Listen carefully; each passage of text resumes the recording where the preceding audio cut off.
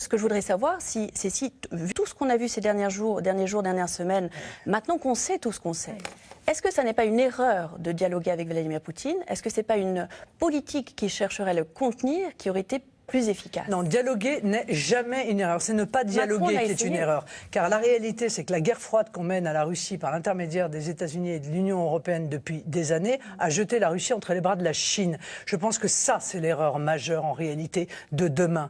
C'est que plutôt que de dialoguer avec la Russie et considérer la Russie comme un pays européen, on l'a jeté dans les bras de la Chine. Oui, les sanctions sont une erreur, et une erreur majeure. D'abord parce que des sanctions, ça n'a jamais poussé une population à se détacher de son pouvoir. Bien au contraire, ça, en fait, solidarise les populations avec les gouvernants. Deuxièmement, pardonnez-moi de vous rappeler que les États-Unis utilisent les sanctions comme bon leur semble.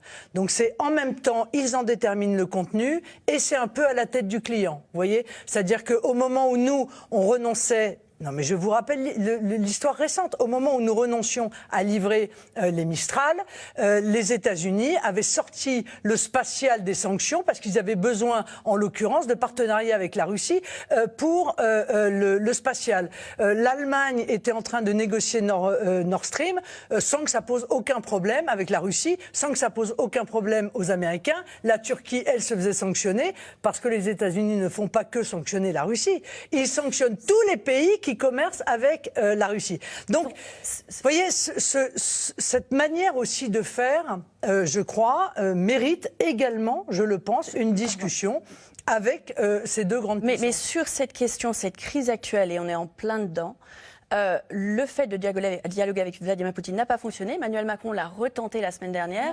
Et on va payer le prix de cette erreur par des dizaines de milliers de vies. Nous allons payer le prix de l'absence de dialogue depuis des années. Emmanuel Macron, son problème, c'est qu'il fait des coups. Il fait des coups. Il a fait un coup, là, on a le Mais bien sûr, un coup de communication, voilà. Et il ne fait que des coups, d'ailleurs. Ça n'a jamais fonctionné pendant tout son mandat. Il a fait un coup au Liban, il a fait des sommets G5 Sahel, rien, ça n'a rien donné. Il fait des coups. Mais comme il n'avait pas, si vous voulez, comme il n'a pas...